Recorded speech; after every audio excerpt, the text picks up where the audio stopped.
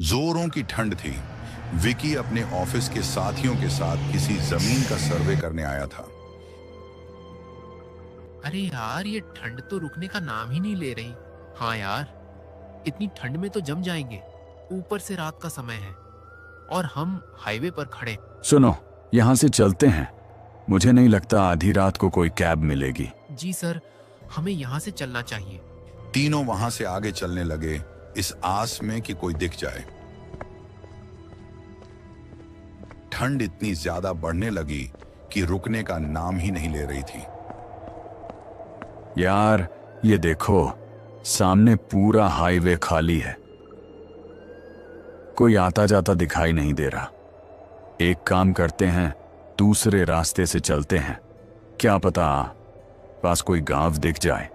Sir, पर आधी रात को हम किसी पर भरोसा भी तो नहीं कर सकते। हमारे पास कोई और रास्ता भी नहीं है, नहीं तो इस ठंड में जम जाएंगे। हाँ सर, सही कहा। पूरा रास्ता एक डर का इशारा कर रहा था। उन्होंने ठंड से बचने के लिए हाईवे के रास्ते से न जाकर जंगल के रास्ते से निकलने का फैसला किया। उन्हें ये नहीं पता था कि उन्होंने बहुत बड़ी गलती कर दी है। यार, ये सर के चक्कर में कहाँ फंस गए। ऑफिस से पैसे मिलते हैं तो काम तो करना पड़ेगा ना। बस ही लेट उतारी है, अब इसमें क्या कर सकते हैं। हाँ, ये भी सही बोला। तीनों चलते जा रहे थे, बिना ये जाने कि ये रास्ता कहाँ जाता है। चारों तरफ जंगल ही जंगल, और ठंड तो मानो अपनी सीमा चरम पर छू रही हो। तभी दूर जंगल में एक घर दिखाई दिया, जहां एक इंसान आग ताप रहा था। वो देखो, वहां कोई आग ताप रहा है। चलो मदद मांगते हैं। तीनों उस घर की तरफ चलने लगे। उन्हें पता नहीं था कि अब उनके साथ क्या होने वाला है। ये आधी रात को कौन आ रहा है? उस व्यक्ति ने जैसे ही उन्हें देखा, उसके चेहरे पर एक रहस्यमयी मुस्कान आ गई। भाई साहब, हम विलासपुर गांव ढूंढ रहे हैं। बाबूजी, विलासपुर यहाँ से बहुत दूर है। आपको जाते जाते सुबह हो जाएगी और ऊपर से इतनी रात को जाना सुरक्षित भी नहीं है। क्या आपके घर में रुकने की जगह मिल जाएगी? क्यों नहीं, हमारा काम ही लोगों की सहायता करना है। आपका बहुत बहुत धन्यवाद। अरे भैया, आपको ठंड नहीं लग रही? इतने कम कपड़ों में बैठे हो। अरे बाबूजी, कैसी बात कर रहे हैं। जंगल में पले बढ़े हैं, इसलिए ठंड का ज्यादा असर नहीं होता। ये बारिश जैसा मौसम कैसे हो गया अचानक? ये जंगल है बाबूजी, यहाँ मौसम का कोई भरोसा नहीं होता। चलिए। बिना मौसम के इतनी भारी बारिश, मानो कोई जोर जोर से पूरे जंगल में चीख रहा हो। बाबूजी, ये मेरी पत्नी है। ये कौन है? ये विलासपुर का रास्ता भटक गए हैं। ऊपर से इतनी ठंड, मैंने कहा कि मेरे घर पर रुक जाएं। सुबह होते ही निकल जाना। आपने बहुत अच्छा किया इन्हें अंदर लाकर। दीदी, आपका बहुत बहुत धन्यवाद। अरे कैसी बात कर रहे हैं आप? ये तो हमारा फर्ज है लोगों की मदद करना। बातें ही करती रहोगी या मेहमानों को अंदर भी जाने दोगी? हाँ हाँ, ले जाइए। आप नहीं होते तो पता नहीं इतनी ठंड में क्या हो जाता। हमें इसी बहाने कोई जानने वाला मिल गया। हाँ, आपको कभी नहीं भूलेंगे। मेरा भी यही कहना है, आप इसे कभी नहीं भूलेंगे। चलिए, अब आराम कर लीजिए। किसी भी चीज की जरूरत हो तो हम दूसरे कमरे में ही हैं। ठीक है।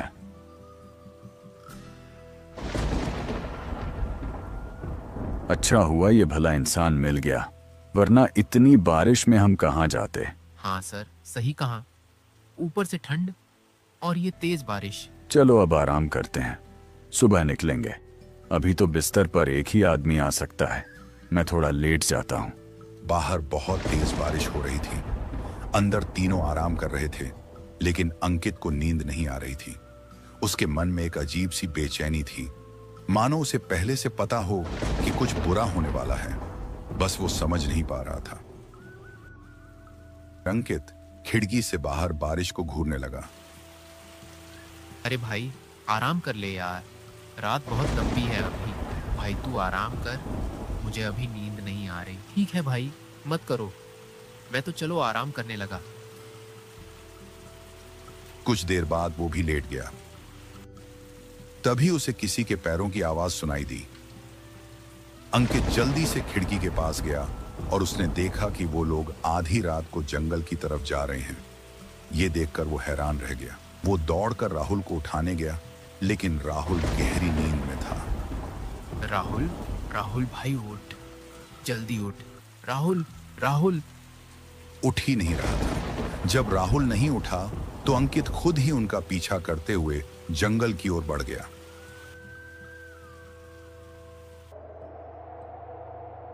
अभी तो इतनी तेज बारिश हो रही थी और अब बारिश भी रुक गई।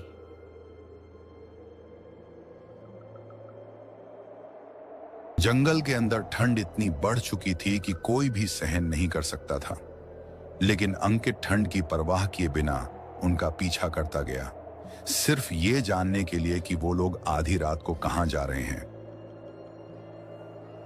कुछ देर चलने के बाद उसने देखा कि वे लोग अपनी असली भेष में आ गए हैं और जानवरों का शिकार कर रहे हैं। ये नजारा देखकर अंकित की आंखें फटी की फटी रह गईं। वो डर से कांपते हुए वहां से भागा, लगातार भागता गया, रुका ही नहीं। राहुल की जब आंख खुली तो उसने देखा कि अंकित गायब है। उसने जल्दी जल्दी इधर उधर देखा और दूसरे कमरे में भी जाकर देखा, लेकिन वहां भी कोई नहीं था। सर उठिए, सर उठिए, अंकित नहीं दिख रहा। सर, घर में कोई नहीं है, अंकित भी गायब और वो दोनों भी। क्या बात कर रहे हो? तुमने ठीक से देखा है? सर, मुझे कुछ ठीक नहीं लग रहा। डरो मत, चलो ढूंढते हैं। दोनों अंकित को ढूंढने के लिए निकल पड़े। तो सर, ये भी दोनों नहीं हैं। चलो देखते हैं। दोनों अंकित को ढूंढने के लिए निकल पड़े। वे जंगल की ओर बढ़े और ठंड इतनी खतरनाक थी कि मानो अपनी चरम सीमा पर पहुंच चुकी हो।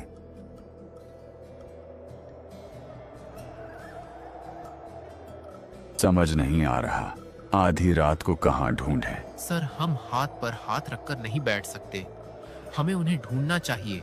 सही कहा, चलो गांव की ओर चलते हैं, वहां किसी से मदद मांगते हैं। दोनों गांव की दिशा में बढ़ने लगे, इस उम्मीद में कि कहीं से कोई रास्ता दिख जाए, जबकि उन्हें गांव का रास्ता मालूम भी नहीं था। काफी देर भटकने के बाद किस्मत से उन्हें दूर एक गांव दिखाई दिया। ये देखो, घर जैसा लग रहा है, लगता है हम गांव में पहुंच गए। चलो किसी से मदद लेते हैं। उन्होंने देखा कि आधी रात को एक घर के सामने कोई आग ताप रहा है। अरे काका, इतनी रात को कौन आ रहा है? लगता है ये हमारे गांव के नहीं हैं, पहले कभी नहीं दिखे यहाँ। चाचा, आपने हमारे दोस्त को कहीं देखा है? वो मिल नहीं रहा। नहीं, अभी तक तो हमारे गांव में कोई नया चेहरा नहीं देखा। इधर आकर बैठो और बताओ क्या हुआ। जंगल में हमें एक आदमी मिला जिसने हमें अपने घर में रुकने की जगह दी, लेकिन जब आंख खुली तो वो और उसकी पत्नी दोनों गायब थे। अब ढूंढने का कोई फायदा नहीं, अब वो नहीं मिलेगा। क्यों? अगर इस समय हम भी जंगल की तरफ निकलते हैं तो जान से हाथ धो बैठेंगे। उधर ऐसा क्या है? तुमने ये नहीं बताया कि तुम यहाँ क्या करने आए थे। चाचा, हम जमीन का सर्वे करने आए थे। सोचा था जमीन लेकर वहाँ कारखाना खोलेंगे। कौन सी जमीन? वो डाक घर के सामने वाली जमीन। जो कह रहा हूँ ध्यान से सुनना।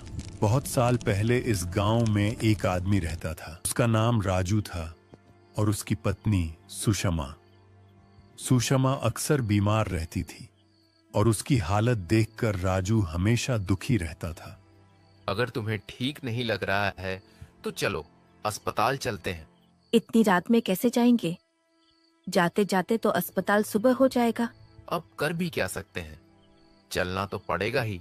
बीमार पत्नी को लेकर शहर की ओर निकल पड़ा। उसके गांव से शहर 500 किलोमीटर दूर था और उसके गांव में न कोई अस्पताल था।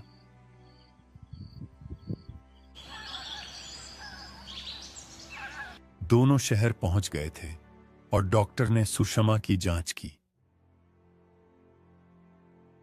आपकी पत्नी को सांस लेने में दिक्कत हो रही है। आप समय समय पर अस्पताल आते रहिएगा।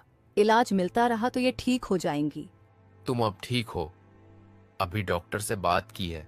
अच्छा, राजू अपनी बीमार पत्नी को लेकर वापस गांव की ओर निकल पड़ा, लेकिन उसने वो सारी बातें नहीं बताईं जो डॉक्टर ने उसकी पत्नी के बारे में कही थीं। तुम आराम करो, मैं तुम्हारे लिए गरम गरम खाना बनाता हूँ। रहने दीजिए, मैं बना देती हूँ ना। इस हालत में तुम बनाओगी क्या? पहले ठीक हो जाओ फिर बनाना। राजू खाना बनाने लगा। दोनों खाना खा ही रहे थे, तभी राजू ने कहा, मैं खाना खाकर हीरालाल के खेत में काम करने जा रहा हूँ। आज नहीं गया तो काम से निकाल देगा। हाँ ठीक है, फिर कब आएंगे आप? शाम तक आ जाऊंगा। राजू कुदाल लेकर हीरालाल के खेतों की ओर जाने लगा। क्या बात, आज क्यों आ गया? आज भी नहीं आता। पैसे लेने तो समय पर आ जाता है। मालिक, घरवाली बहुत बीमार थी इसलिए नहीं आ पा रहा था। पैसे लेने तो समय पर आ जाता है। मालिक, मैं तो आपसे कभी पूरे पैसे लेता ही नहीं हूँ। जितना आपका मन करता है आप पकड़ा देते हो। निकलना है क्या काम से? नहीं ना, तो चुपचाप काम करने लग जा।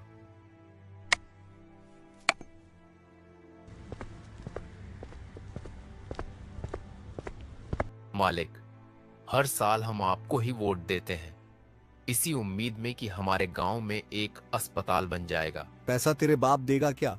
मालिक, गांव वाले कह रहे हैं कि आपको अस्पताल बनाने के पैसे मिल चुके हैं।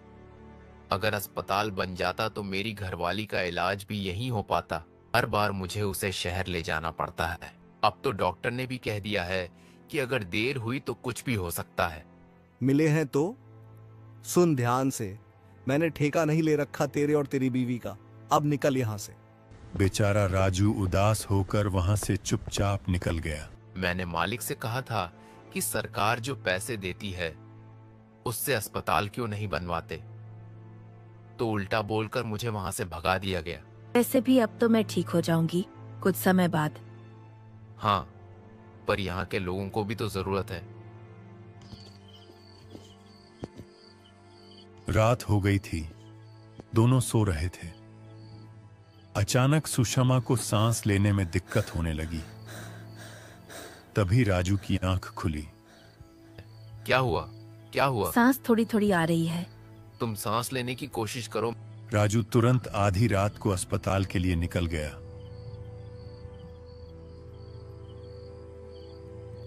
कुछ ही देर बाद तेज बारिश शुरू हो गई। सुनिए जी, मैं ठीक तो हूँ ना? बस तुम सांस लेने की कोशिश करो। आप पहले साइड में रोकिए, लगता नहीं है अब जी पाऊंगी। तुम्हें कुछ नहीं होने दूंगा, बस तुम सांस लेने की कोशिश करो। अब कुछ नहीं हो सकता। काश हमारे गांव में भी एक अस्पताल होता। तुम नहीं रहोगी तो मेरे जीने का क्या फायदा? हमारे पास अभी भी मौका है अस्पताल जाने का। चलो पहले उठो, अस्पताल चलते हैं। उसकी आंखों में आंसू थे। बेचारा चाहकर भी कुछ नहीं कर पा रहा था। बारिश रुकने का नाम नहीं ले रही थी। ऐसा लग रहा था जैसे आसमान भी चीख चीख कर रो रहा हो। अरे राजू, तू काम पर क्यों नहीं आ रहा है? वह किसी से कुछ भी नहीं बोलता था। दिन रात सुषमा को याद करता रहता था और सोचता था, काश उनके गांव में भी एक अस्पताल होता तो उसकी पत्नी बच जाती। कुछ समय बाद उसने जहर खा लिया और दुनिया को अलविदा कह दिया। इससे पहले भी जो आया था वो भी मारा गया था। अगर अस्पताल नहीं बनवाया तो तुम भी वापस नहीं जा पाओगे। नहीं काका, बिल्कुल भी डर की बात नहीं। बस अस्पताल की जरूरत है यहाँ। लो, सुबह हो गई, शायद 4 बज गए। चलो।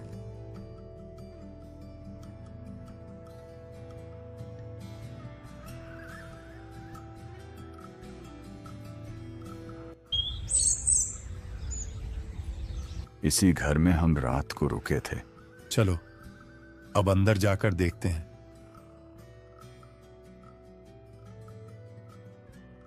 यहाँ वो दोनों सोए थे, पति और पत्नी, और दूसरे कमरे में हम दोनों। इसी कमरे में हम सोए थे। जब आंख खुली तो अंकित गायब था।